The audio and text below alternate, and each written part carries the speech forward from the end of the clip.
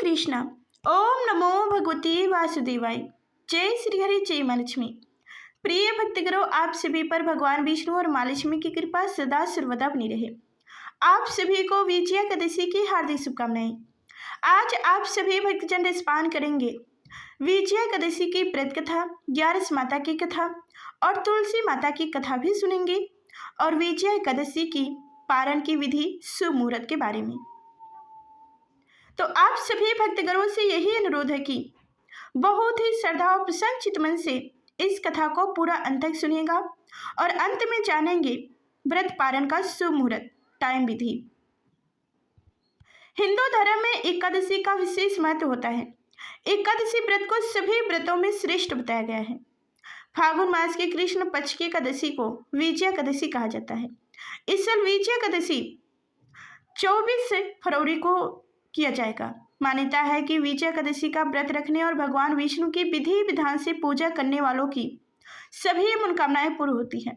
कहा जाता है कि लंका विजय के लिए भगवान श्री राम ने भी विजया एकादशी के दिन समुद्र किनारे पूजा अर्चना की थी। तो अब ध्यान पूर्वक भगवान विष्णु का ध्यान करते हुए कथा को पूरा अंत तक सुनिए। धर्मराज युधिष्ठिर बोले, हे भगवान श्री कृष्ण, फागुन मास के कृष्ण पक्ष की एकादशी का क्या नाम है तथा इसकी विधि क्या है? कृपा करके आप मुझे बताइए। श्री भगवान श्री कृष्ण ने बोले, हे राजन, फागुन मास के कृष्ण पक्ष की एकादशी का नाम विजया एकादशी है। इसके व्रत के प्रभाव से मनुष्य को विजय प्राप्त होती है। यह सब व्रतों से उत्तम व्रत है। इस विजया एकादशी के महात्म्य के श्रवण एवं पाठन से समस्त पाप नाश को प्राप्त हो जाते हैं।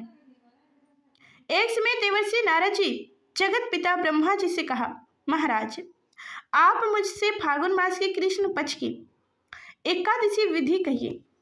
ब्रह्मा जी कहने लगे कि हे नारद, विजया एकादशी का व्रत पुराने तथा नए पापों का नाश करने वाला है। इसे विजया एकादशी की विधि मैंने आज तक किसी से भी नहीं कही। यह समस्त मनोकामनाओं को विजय प्रदान करती है।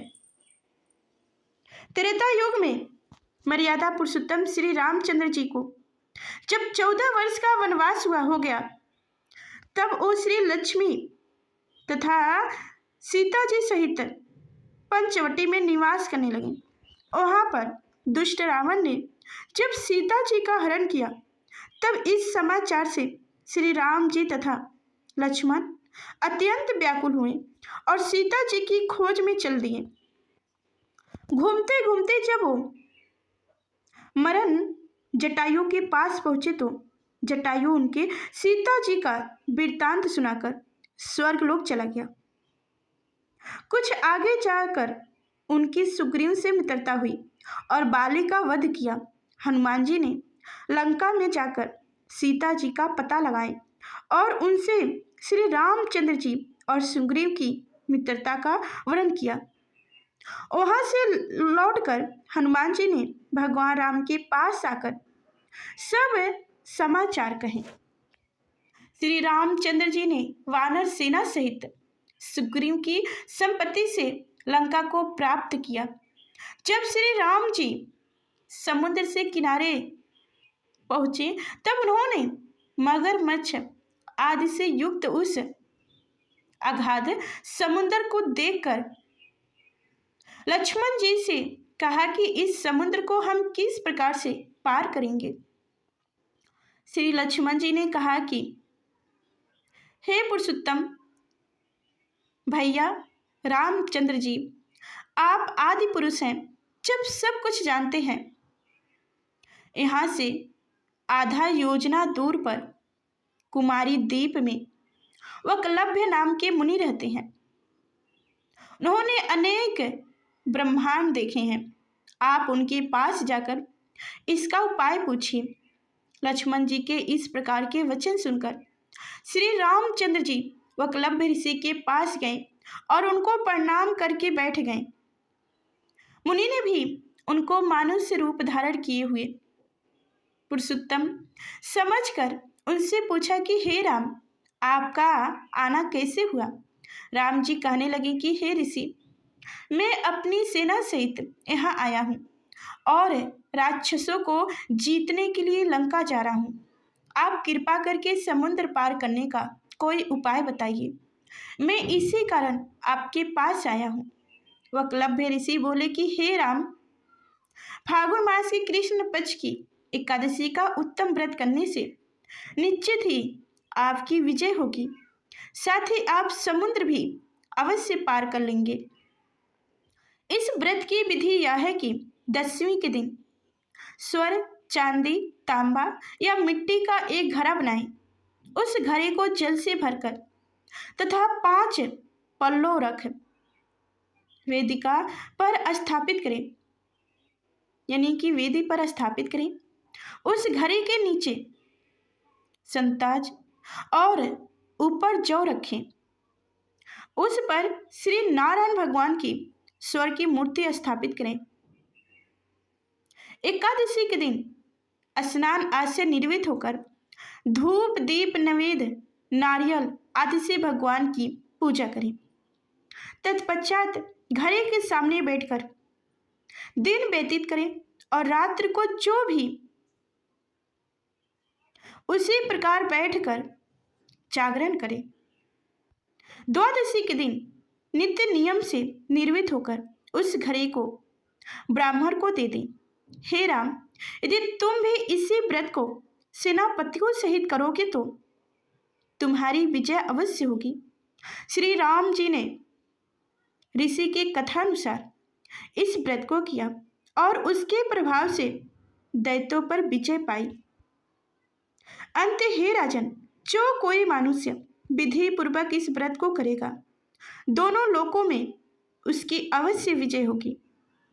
श्री ब्रह्मा जी ने नारद जी से कहा था कि हे पुत्र, जो कोई इस व्रत के महात्म्य को पढ़ता या सुनता है, उसको 1000 गौ दान का फल प्राप्त होता है। तो प्रेम से बोलिए श्री भगवान विष्णु की जय हो, श्री 11 मैया की जय हो, श्री एकादशी माता की जय हो। तो प्रिय भक्तगणों, अब सुनेंगे 11 माता की कथा। एक बार एक राज्य में एक राजा रहा करता था। राजा बहुत ही बुद्धिमान और बलशाली था। राजा सदैव अपनी प्रजा का बहुत अच्छे से ध्यान रखता था। प्रजा भी अपने राजा को बहुत पसंद करती थी। राजा की 2 बेटियां थीं। राजा अपनी दोनों बेटियों से बहुत प्रेम करता था। राजा की छोटी बेटी देखने में बहुत सुंदर और आकर्षित थी और राजा की बड़ी बेटी छोटी बेटी के मुताबिक थोड़ा कम सुंदर थी। राजा की छोटी बेटी 11 माता की पूजा किया करती थी और सभी लोग राजा की छोटी बेटी से बहुत प्रेम करते थे और बहुत पसंद भी किया करते थे। राजा भी अपनी छोटी बेटी को बड़ी बेटी से अधिक प्रेम करता था, जिस कारण राजा की बड़ी बेटी को अपनी छोटी बहन से बहुत नफरत होने लगी थी। राजा की दोनों बेटियां जब बड़ी हो गई, तब एक पड़ोस राज्य में रहने वाला राजकुमार राजा की बड़ी बेटी के लिए रिश्ता लेकर आया।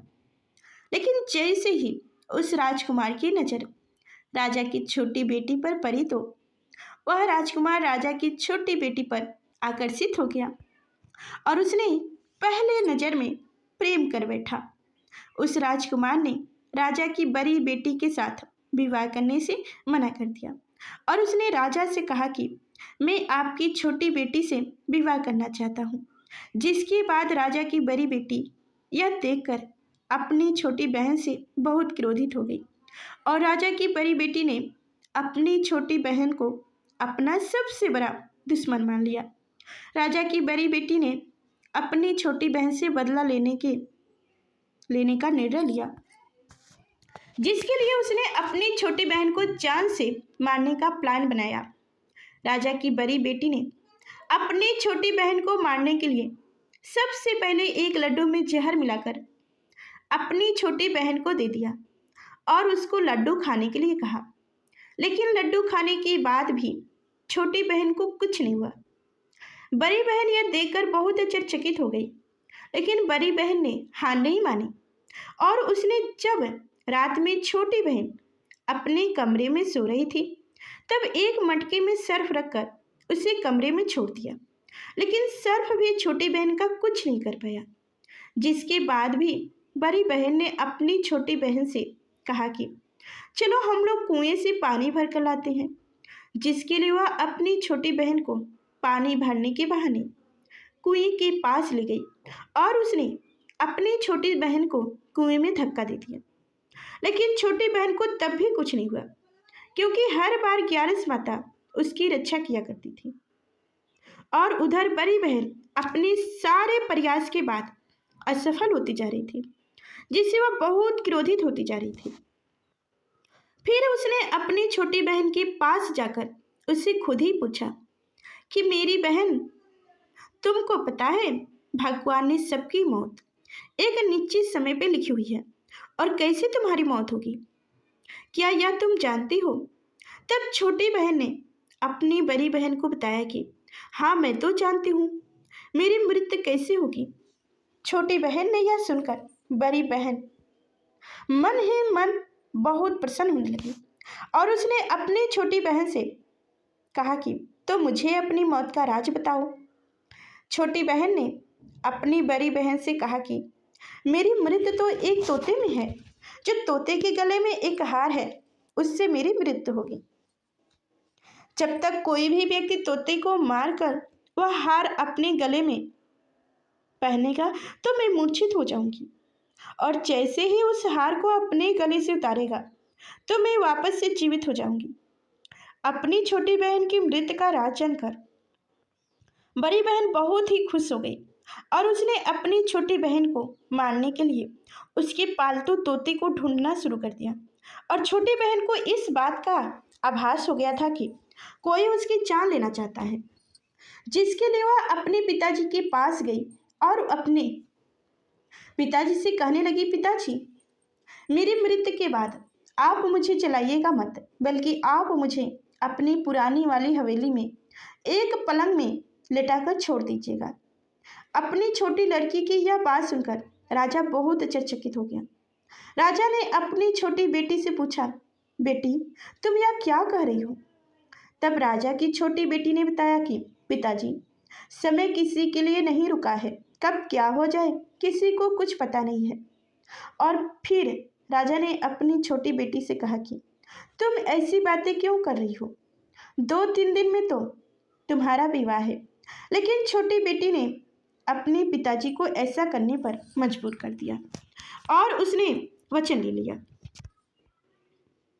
राजा ने भी अपनी छोटी बेटी की बात स्वीकार कर ली और 2-3 दिनों के बाद जब शादी का समय आया तब राजकुमार बारात लेकर राजा के घर आया और राजकुमार और राजा की छोटी बेटी का विवाह शुरू हो गया। जैसे ही राजा की छोटी बेटी राजकुमार के साथ फेरे लेना शुरू करती है तो उसकी बड़ी बहन अपनी छोटी बहन के घर आया और राजकुमार और राजा की छोटी बेटी का विवाह शुरू हो गया। जैसे ही राजा की छोटी बेटी राजकुमार के साथ फेरे लेना शुरू करती है, उसकी बड़ी बहन अपनी छोटी बहन के कमरे में जाकर उसके तोते को पकड़ लेती है, उसको जान से मार देती है। तोते के गले में जो हार था उसको अपने गले में धारण कर लेती है। जैसे ही बड़ी बहन उस हार को अपने गले में धारण करती है तो उधर छोटी बहन 3.5 ही फेरे ले पाती है और वहीं पर बेहोश होकर गिर जाती है। जिसके बाद राजा ने बड़े बड़े दर्द हकीमों को बुलाया और अपनी छोटी बेटी का इलाज करने के लिए कहा। राजा की बात सुनकर वैद्य ने छोटी बेटी को जब चेक किया तो राजा को बताया कि आपकी छोटी बेटी ना तो जीवित है और ना ही मरी हुई है। यह मैं ऐसा पहली बार देख रहा हूँ। राजा ने वैद्य और हकीमों को यह बात बाहर बताने से मना कर दिया और उनको कहा कि अगर तुमने यह बात किसी को बाहर बताई तो हम तुम्हें फांसी दे देंगे। राजा ने अपनी छोटी बेटी को पुराने महल में ले जाकर एक पलंग में लिटा दिया और वहां पर कुछ सैनिक को तैयार कर दिया। वापस अपने महल पर आ गया। राजा की बड़ी बेटी अपने पिताजी के पास आया और कहने लगी, हे पिताजी, अगर यह शादी संपन्न नहीं हुआ तो आपकी इज्जत का क्या होगा? आप कहें तो मैं आपकी इज्जत बचाने के लिए राजकुमार से शादी करने के लिए तैयार हो जाऊं। जिसके बाद राजा ने अपनी बड़ी बेटी की बात मान ली और राजा ने बड़ी बेटी को छोटी बेटी की कपड़ा पहनाकर एक मंडप में भेज दिया। लेकिन राजकुमार यह जान गया कि यह राजा की छोटी बेटी नहीं बल्कि यह राजा की बड़ी बेटी है। लेकिन जब राजकुमार ने शादी करने से मना किया तो सभी लोगों ने राजकुमार को बेबस करके राजा की बड़ी बेटी से बचे हुए फेरों को संपन्न करा दिया और विवाह करा दिया। जिसके बाद राजकुमार राजा की बड़ी बेटी को अपने महल ले गया। राजकुमार राजा की बड़ी बेटी से ना तो बात करता था, ना ही पसंद करता था और ना ही उसकी आसपास भटकता था। और राजकुमार ने यह फैसला लिया था कि वह अपनी प्रेमिका को ढूंढ कर रहेगा और यह जानकर रहेगा कि उसके साथ क्या हुआ है। एक दिन राजकुमार अपने घोड़े पर सवार होकर राजा के पुराने महल के पास पहुंच गया, जहां पर उसने कुछ सैनिकों को देखा। महल के पास पहुंचकर राजकुमार ने जब महल को ध्यान से देखा तो वह समझ गया कि यह तो हमारे ससुर जी का ही महल है। तब राजकुमार ने सैनिकों से पूछा, तुम लोग यहाँ क्या कर रहे हो और इस महल के अंदर उस पलंग में कौन लेटा है? जिसके बाद सैनिकों ने बताया कि यहाँ पर राजा की छोटी बेटी लेटी है। यह सुनकर राजकुमार बहुत प्रसन्न हो गया और वह तुरंत अपनी प्रेमिका के पास पहुंच गया और उसकी सेवा करने लगा। जैसे ही रात हुई तो राजा की छोटी बेटी उठकर खड़ी हो गई। राजकुमार यह देखकर बहुत खुश हो गया और उसने अपनी प्रेमिका से पूछा कि तुम यहाँ क्या कर रही हो? तुम मेरे साथ मेरे घर चलो। राजा की छोटी बेटी ने राजकुमार को सारी बातें बता दी कि मेरी जान एक तोते में बसी थी और मैंने यह बात सिर्फ अपनी बड़ी बहन को बताया था और मुझे पता है कि उसी ने ही मुझे मारने का प्रयास किया है। उसके पास एक हार है जिसको वह सुबह पहन लेती है और रात को उतार देती है। जब तक वह हार को पहने रहती है तब तक मैं मूर्छित होती रहूंगी और जैसे ही वह हार को उतार देती है तो मैं जीवित हो जाती हूँ। और जब तक मेरी बड़ी बहन के पास वह हार है तब तक मैं ऐसे ही जीवित और मूर्छित होती रहूंगी। अगर मेरी बड़ी बहन के पास जो हार है वह मेरे हाथ लग जाए तो मैं हमेशा के लिए जीवित हो जाऊंगी। राजकुमार यह बातें सुनकर राजा की छोटी बेटी के पास रहने का निर्णय ले लिया और उसने अपने बचे हुए सारे फेरे उस पलंग में लेटी राजकुमार की छोटी बेटी के साथ ले लिया और अपना विवाह पूर्ण कर लिया और वहीं पर ही रहने लगा। देखते ही देखते कुछ समय में राजा की छोटी बेटी और राजकुमार की पत्नी पेट सी हो गई। एक दिन राजा को किसी काम से बाहर जाना पड़ा। तब छोटी बहन के पेट में बहुत तेज से दर्द होने लगा। जिसके बाद उसने ग्यारस माता का वाहन किया। जिसके बाद वहां पर ग्यारस माता प्रकट हुई और उन्होंने अपने भक्तों के दर्द को दूर किया और एक पुत्र की प्राप्ति करवाई। और वहीं पर अचानक से राजकुमार भी आ गया। राजकुमार ने ग्यारस माता को देखा तो वह आश्चर्यचकित रह गया और उसने तुरंत माता को प्रणाम किया। और ग्यारस माता ने राजकुमार से कहा कि जब तुम्हारा पुत्र 5 वर्ष का हो जाए तो तुम अपनी पत्नी का हार लाकर बेटा हाथ डाल देना। और देखते ही देखते राजकुमार और राजा की छोटी बेटी का पुत्र 5 वर्ष का हो जाता है। तो राजकुमार अपनी बेटी से कहता है कि बेटा मैं कुछ काम से बाहर जा रहा हूँ, तुम अपनी माता का ध्यान रखना। और वहां से चला जाता है। राजा को बाहर निकलते देख बड़ी बहन के सैनिक देख लेते हैं और बड़ी बहन को जाकर सारी बातें बता देते हैं। जिसके बाद बड़ी बहन अपनी छोटी बहन के पुत्र को वहां से उठवा लेती है और उसको मरवा देती है। छोटी बेटी के पुत्र को 2 टुकड़ा करवा देती है। पहला टुकड़ा चक्की के पास छुपा देती है और दूसरा टुकड़ा अपनी पलंग के नीचे रख लेती है। तब ग्यारस माता भिखारी का रूप लेकर आती है। एक भिखारी का रूप रखकर बड़ी बहन के पास चली जाती है। जिसके बाद वहां पर भिक्षा मांगने लगती है। बड़ी बहन अपनी नौकरों से कहती है कि जाकर भिक्षा दे दो, लेकिन जैसे ही नौकर ग्यारस माता को भिक्षा देने के लिए आते हैं तो माता उन्हें मना कर देती है और कहती है कि मैं तुम्हारी महारानी से ही भिक्षा लूंगा। जिसके बाद बड़ी बहन स्वयं ही भिक्षा देने के लिए माता के पास आती है। तब माता एक बिल्ली का रूप लेकर उसके कमरे में चली जाती है और वहां पर छोटी बेटी के पुत्र को दो टुकड़े को आपस में जोड़ देती है और उसे जीवित कर देती है। उसे वहां से ले जाती है।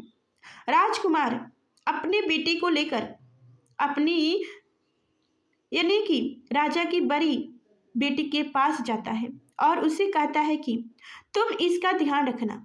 अगर तुम इस बच्चे का अच्छे से ध्यान रखोगी तो मैं तुमसे बातें करूंगा। एक दिन राजकुमार अपने बच्चे से कहता है कि तुम अपनी मम्मी से उनके गले का हार मांग लो। जिसके बाद राजकुमार का लड़का अपनी मम्मी के पास जाता है और कहता है कि मम्मी, मुझे तुम्हारा हार चाहिए जो तुमने गले में पहन रखा है।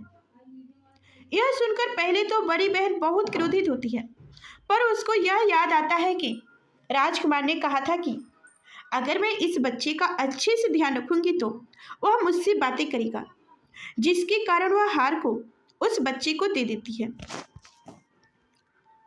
और वह तुरंत हार को ले जाकर अपने पिताजी को दे देता है। और तभी राजकुमार अपने बेटे को लेकर वहां से जाने लगता है और अपनी पत्नी से कहता है कि तुम हमारे लिए खाना बनाकर रखना, मैं शाम को आकर तुम्हारे साथ खाऊंगा। और वह अपने बेटे को लेकर वहां से चला जाता है। जिसके बाद वह राजा के पास जाता है और उसको सारी बातें बता देता है। राजा अपनी बड़ी बेटी की यह करतूतें सुनकर बहुत क्रोधित होता है और अपनी परवरिश पर ही दोष देने लगता है और राजकुमार को अपनी छोटी बेटी के साथ रहने के लिए आदेश देता है। जय हो ग्यारस माता, जय हो भगवान विष्णु। तो अब सुनेंगे तुलसी माता की कथा। तुलसी से जुड़ी एक कथा बहुत प्रचलित है। श्रीमद् देवी भागवत पुराण में इनके अवतार की दिव्य लीला कथा भी बताई गई है। एक बार शिव ने अपने तेज को समुद्र में फेंक दिया था। उससे एक महातेजस्वी बालक ने जन्म लिया। यह बालक आगे चलकर जलंधर के नाम से प्राक्रमिक दैत्यराज बना। उसकी राजधानी का नाम जलंधर नगरी था। दैत्यराज काल नमी की कन्या वृंदा का विवाह जलंधर से हुआ। जलंधर महाराक्षस था, अपनी सत्ता के मध्य में चोर। उसने माता लक्ष्मी को पाने की कामना से युद्ध किया, परंतु समुद्र से ही उत्पन्न होने के कारण माता लक्ष्मी ने उसे अपने भाई के रूप में स्वीकार की। वहां से पराजित होकर वह देवी पार्वती को पाने की लालसा से कैलाश पर्वत पर गया। भगवान देवाधिदेव शिव का ही रूप धारण कर माता पार्वती के समीप गया, परंतु मां ने अपने योग बल से उसे तुरंत पहचान लिया तथा वहां से अंतर्ध्यान हो गया। देवी पार्वती ने क्रोधित होकर सारा वृत्तांत भगवान विष्णु को सुनाई। जलंधर की पत्नी वृंदा अत्यंत पतिव्रता स्त्री थी। उसी के पतिव्रता धर्म की शक्ति से जलंधर ना तो मारा जाता था और ना ही पराजित होता था। इसलिए जलंधर का नाश करने के लिए वृंदा के पतिव्रता धर्म को भंग करना बहुत जरूरी था। इसी कारण भगवान विष्णु ऋषि का वेश धारण कर वन में जा पहुंची, जहां वृंदा अकेली भ्रमण कर रही थी। भगवान के साथ दो मायावी राक्षस भी थे, जिन्हें देखकर वृंदा भयभीत हो गई। ऋषि ने वृंदा के सामने पल में दोनों को भस्म कर दिया। उनकी शक्ति देखकर वृंदा ने कैलाश पर्वत पर महादेव के साथ युद्ध कर रहे अपने पति जलंधर के बारे में पूछा। ऋषि ने अपने माया जाल से दो बानर प्रकट किया। एक बानर के हाथ में जलंधर का सिर था तथा दूसरे के हाथ में धर। अपने पति की यह दशा देखकर वृंदा मूर्छित होकर गिर पड़ी। होश में आने पर उन्होंने ऋषि रूपी भगवान से विनती की कि वह उनके पति को जीवित करे। भगवान ने अपनी माया से पुनः जलंधर का सिर धड़ से जोड़ दिया, परंतु स्वयं भी वह उसी शरीर में प्रवेश कर गई। जहां वृंदा को इस छल का जरा सा भी आभास नहीं हुआ। जलंधर बने भगवान के साथ वृंदा पतिव्रता का व्यवहार करने लगी, जिससे उनका अस्तित्व भंग हो गया। ऐसा होते ही वृंदा का पति जलंधर युद्ध में हार गया। इस सारी लीला का जब वृंदा को पता चला तो उसने क्रोधित होकर भगवान विष्णु को शिला होने का श्राप दे दिया तथा स्वयं सती हो गई। जहां वृंदा भस्म हुई वहीं तुलसी का पौधा उगा। भगवान विष्णु ने वृंदा से कहा, हे वृंदा, तुम अपने सतीत्व के कारण मुझे लक्ष्मी से भी अधिक प्रिय हो गई हो। अब तुम तुलसी के रूप में सदा मेरे साथ रहोगी। जो मनुष्य भी मेरे शालिग्राम रूप के साथ तुलसी का विवाह करेगा उसे इस लोक और परलोक में विपुल यश प्राप्त होगा। जिस घर में तुलसी होती है वहां यम के दूत भी असमय नहीं जा सकते। गंगा एवं नर्मदा के जल में स्नान तथा तुलसी का पूजन बराबर माना जाता है। चाहे मनुष्य कितना भी पापी क्यों ना हो, मृत के समय जिनके प्राण मंजरी रहित तुलसी और गंगा जल मुख में रखकर निगल जाते हैं वह पापों से मुक्त होकर वैकुंठ धाम को प्राप्त होते हैं। जो मनुष्य तुलसी व आंवले की छाव में अपने पितरों का श्रद्धा करते हैं उनके पितृ मोक्ष को प्राप्त हो जाते हैं। तो प्रेम से बोलिए तुलसी माता की जय हो, भगवान विष्णु की जय हो। तो अब जानिए विजया एकादशी व्रत का पारण का शुभ मुहूर्त।